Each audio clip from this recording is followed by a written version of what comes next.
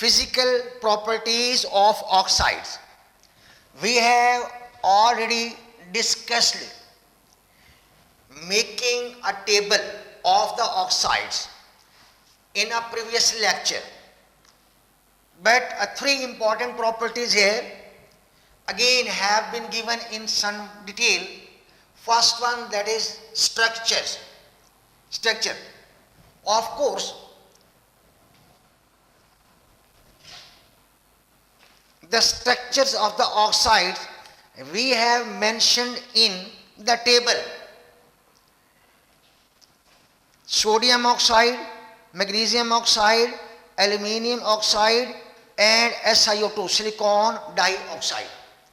We have discussed their structure in the table as joint structures, big structures, chunk of the ions, joint structures, Na2O, MgO, Al2O3. These are giant but ionic in nature. These are ionic structure, giant structure. While SiO2, silicon dioxide, that is covalent giant structure. SiO2 is the covalent giant structure. These three, Na2O and MgO and Al2O3 are giant ionic structures. After that, simple molecular structures. Simple molecular structure. We have already discussed in the table. That is a little bit important, not much more important. If you want to write the question along with this subtopic structure, you will write as how variation in the structures of oxides of element of third period occur. Now next, melting and boiling points. Melting and boiling points. Melting and boiling points of the oxides. Before this, we have discussed the melting and boiling points of the elements of third period.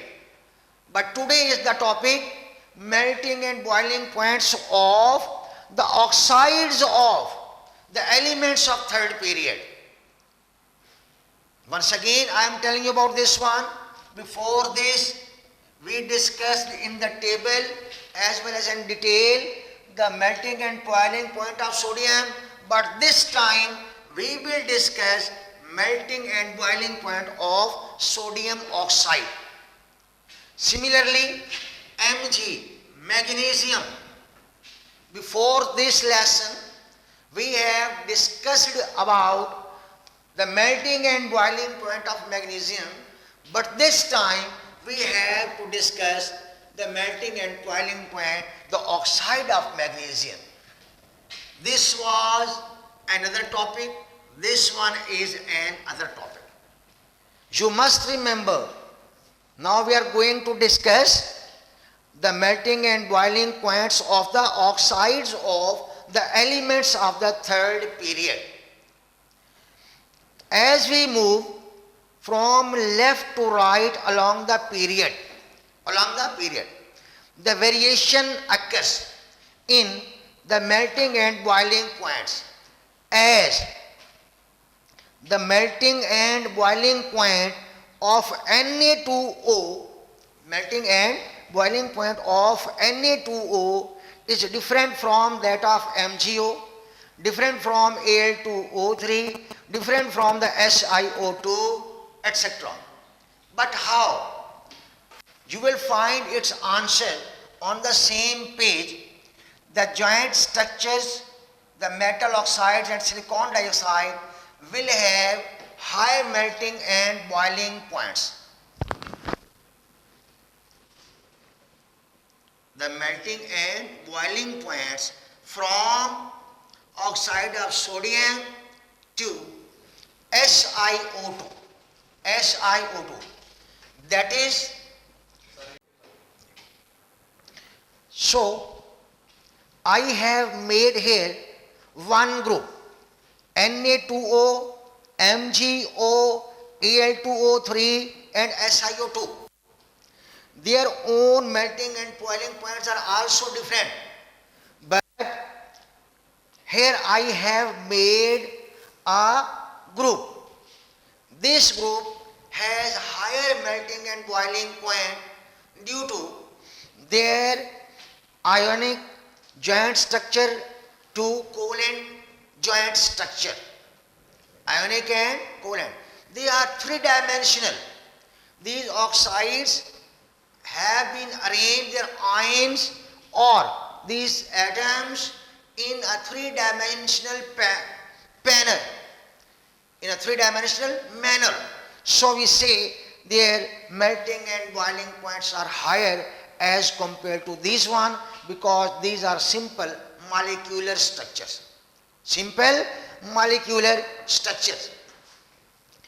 Now, if I have to break the bond between sodium and oxygen, magnesium and oxygen, aluminum and oxygen, silicon and oxygen, I have to put much more energy. That's why three-dimensional nature of the oxides with these metals and a non-metal silicon require higher energy, and their melting and boiling points are higher as compared to P4O10, P4O6, SO2, SO3, Cl2O7, Cl2O, which are simple molecular structure. That's why their melting and boiling points are low. The answer is given on the page 15. You have to remember it. Another factor. Sometime a reasoning question may be there about these oxides. The question is this: why oxides of phosphorus, sulfur and chlorine have low melting and boiling points? You will have to give the reason as these oxides exist in the form of molecules, and these molecules have dipole or very weak London dispersion forces or van der Waals forces of interaction. That's why their melting and boiling points are low as compared to the oxides from sodium to silicon. This is another question, and also given on the page 15 in the same topic. The next, electrical conductivity. Electrical conductivity. If you want to write the question along with the melting and boiling point, it is better, I think, to write on the top of this paragraph. The question is as: describe briefly melting point and boiling points of the elements of 3p. 3p means third period. Now write another reasoning question along with electrical conductivity. It is a little bit more important. Write here the question. Write a short note on the electrical conductivity of the oxides of the elements of third period. Electrical conductivity of the oxides of the third period. Hold the answer has been given in this topic, that is electrical conductivity. I am going to read it and then I have to explain the trend in none of these oxides has any free or mobile electrons. Electrical conductivity is only there where either free electrons are present or ions, free ions, which can move from one place to another towards their corresponding electrodes. If they are present, then electric current or electricity can be conducted. Otherwise, the electrical conductivity is impossible. So far as concerned with the oxide Na2O, MgO, Al2O3, SiO2, etc. The first two, this one is the ionic oxide, this one is the ionic oxide. Both can conduct electric current, but when only they are present either in their molten state or in their liquid form. Liquid means dissolved in water. If they are dissolved in water, or if they are strongly heated to get their molten state, then the ions become free. Ions can move from their place towards the corresponding electrodes. The positive ions, which are named as cations, they will move towards the cathode, and negative ions, which are named as anions or anions, they will move towards the anode. Because cations have positive charge, cation means towards cathode, anions mean towards anode, because opposite charges attract to each other. Where these ions discharge, now you have to understand what do you mean by discharge. For example, I take here X negative. X means any ion having the negative charge.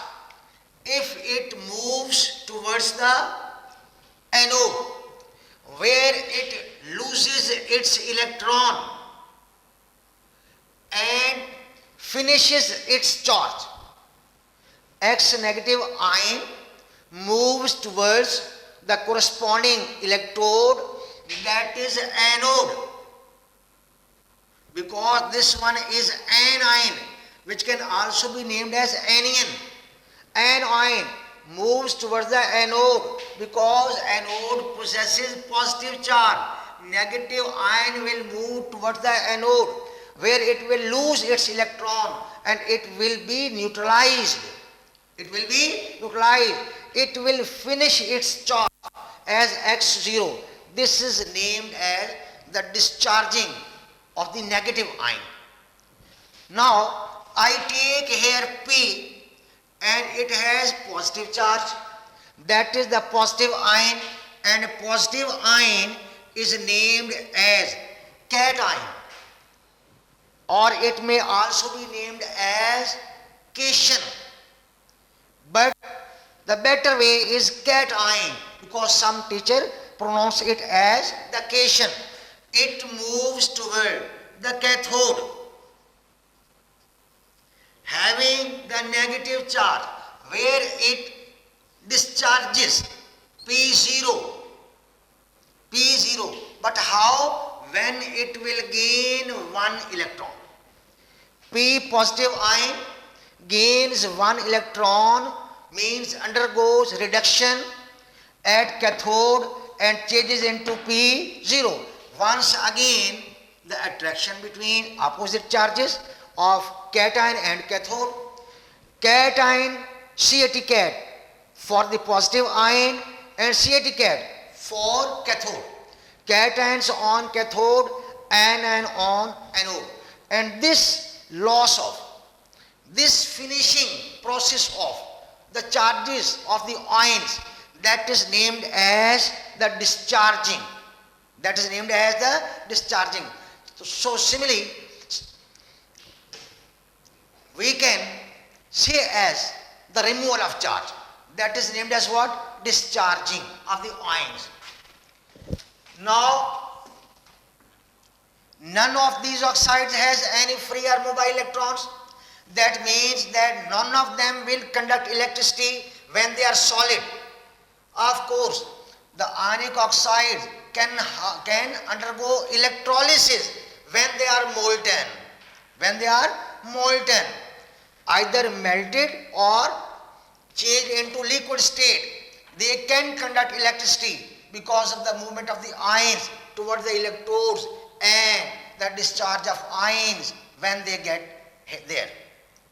Now next one, another topic, that is acid-base behavior of the oxides. That is also important with respect to the reactions which should be complete and balanced reactions. Short answers for MCQs, etc. This topic is again important.